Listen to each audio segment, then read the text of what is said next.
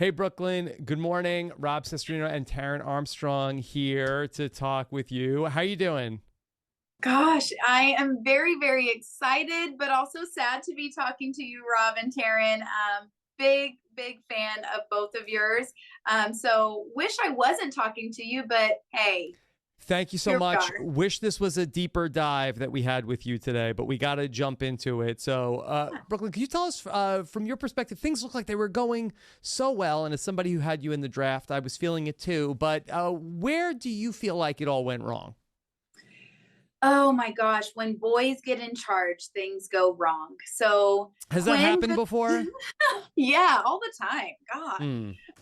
When Quinn decided to use his power week 4 and use Cedric as one of the nominees, it should have raised a bigger flag in my head than it did. And I was just really trusting in the Pentagon and tried to keep on telling Quinn that this is where my eggs are and you can trust me. And he just didn't. So that was the start of the downfall. Yeah, we saw that Quinn had talked to you about feeling like the two of you were on the outside of the Pentagon's power structure. Were you trying to just make him feel comfortable with it? Were you worried that he might try and do something else? At the time, I wasn't worried. I should have locked in that final two with him there in that storage room when we first had that conversation. But at that time, I had already had like three final twos. So I wasn't so quick to get into another one. But I should have to really, really lock him in because I didn't. And I think that that might have, once he saw how close Chelsea and I were getting and that Cedric really enjoyed me, I think it worried him. And so, of course, he went out and did what he had to do and painted me as the little bit of a mastermind of things. Brooklyn, can you help us understand the hold that Tucker seems to have over these people in the house? I have said Tucker is like a little kid on the playground that got picked last and is angry. No one wanted to work with him the first couple weeks, and because everyone already had alliances, hello, it's Big Brother. He got angry and wanted to just start blowing up everyone else's game, and he can because he's good at competitions. But in the Big Brother house, you know that when you win HOH, you can't play the next week, and that was kind of my gameplay this week is like, leave me here and I will do it. I'll be the one to take the shot. I'll be the one to take the fall if the shot isn't taken. He'll put me back up on the block. I'm not scared. It still didn't quite work. So I just think he makes them nervous, but he doesn't want to play this game with anybody but himself. Truly. Yeah, you had a pretty good campaign. You had a few people convinced that they did want to keep you. T-Core and Chemo had considered it. And at one point in the week they were thinking about it, but they were focused so much on flipping the vote to keep Chelsea over Cam that like they even said today, they were like, it was just too late to work on the Brooklyn one, but the votes were actually there. And it feels like that has been kind of the theme of the season is that there's been so much procrastination and last minute vote talk. Yeah. So yeah, tough one. It's the freaking AI arena. Like, stop it already. It's been 5 weeks. It's done. It's old. No one cares. 0 out of 10. But it makes it hard. So this game has never been played the way we had to play it this year and how they have to continue to play it. So people can say what they want, but this is freaking hard. We saw how hard the AI arena was last night. It seemed like it was a little bit of a struggle. Can you talk a little bit about what the issue was in there for the three of you? Listen, everything is harder than it looks. I came into this house talking so much crap on people that are not good and can't figure out stuff. You just aren't prepared for how intense those moments are. In that arena, you just don't know what to expect other than you know it's going to be very fast. And, millions of people are watching you fight for your life on live TV and you're trying not to cuss or sing.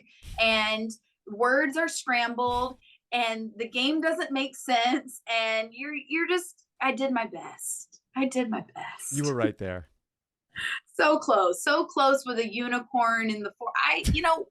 Who makes up these games? I'd like to be involved in it because I would have a Oh, couple pointers, you Probably know. Ainsley, I think, is Oh, probably, Ainsley and Tucker, they are made in the same lab. Both of them come from the same place.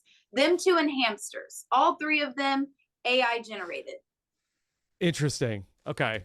Brooklyn, what did it mean to you to be a married mother in the Big Brother house? Because you said going in you wanted to be the first married mother to win. Like what did that mean for you?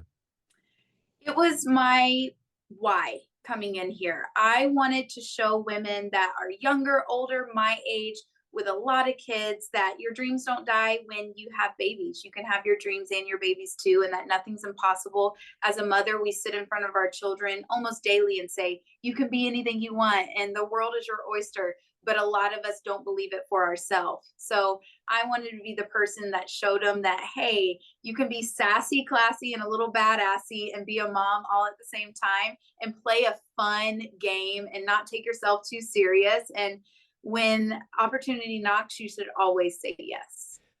Brooklyn, when you, oh, go ahead. Can I just follow up on that? Did you realize that this might mean that some people saw you as competition? For instance, Angela, as early as week 1, would like watch you on the spy screen and be like, Brooklyn, I know I'm your competition. I know you're gonna want me out.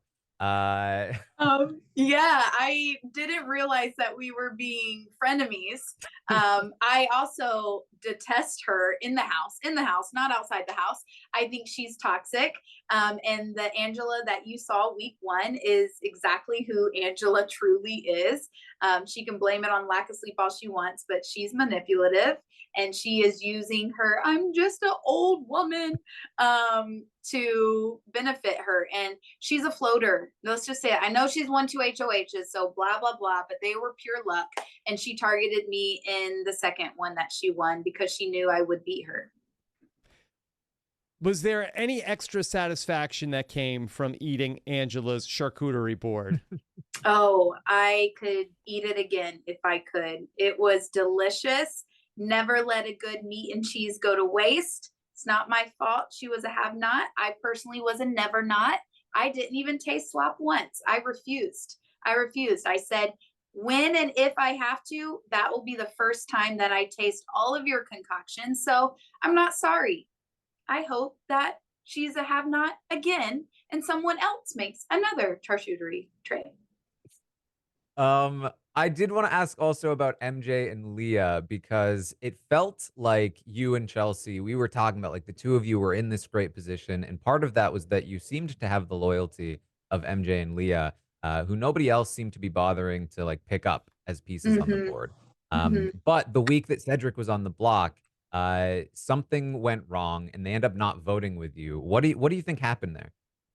I think they felt on the outs, which they are. They have no preview to anything that is happening in that house because MJ only talks about herself and is wondering what Matt is doing all day long, and Leah is doing her nails and makeup all day long. So it's hard to play Big Brother when you're preoccupied.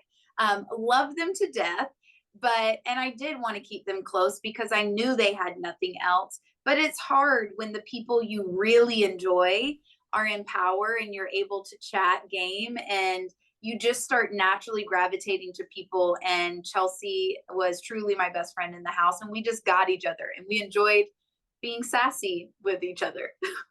Yeah. So who would you have actually targeted if you had stayed in the game and won HOH? Definitely Tucker. Obviously, no one thinks that this AI arena is continuing, which it is, but I thought there would only be 2, and I was going to use T-Core, Chemo, and Joseph on the line. Probably T-Core and Joseph, and then would have opened that back door for Tucker as fast as I possibly could have. Okay, and then one last thing, that when you left the house, you said, I guess you'll never know who what team my famous husband plays for. Were you trolling, or is your husband a professional athlete? No, that was the narrative that is going around the house, is that is my secret, is that my husband is an MLB baseball player, or that I'm a child actor, or actress. And so I wanted to keep it going and make them scheme a little more. Only Chelsea knows about my pageant background and dance background. Okay. All right. Well, Brooklyn, thank you so much. It was very nice to see you fight so hard to stay in the house this week. So all the best to you outside of Big Brother. Okay. Yeah, thanks, Rob. Sorry about your pool. Excited that you had me up on it, you know. Okay. Well, Brooklyn, thank you so much. Okay. All right. Have a take good care. one. Bye. Bye.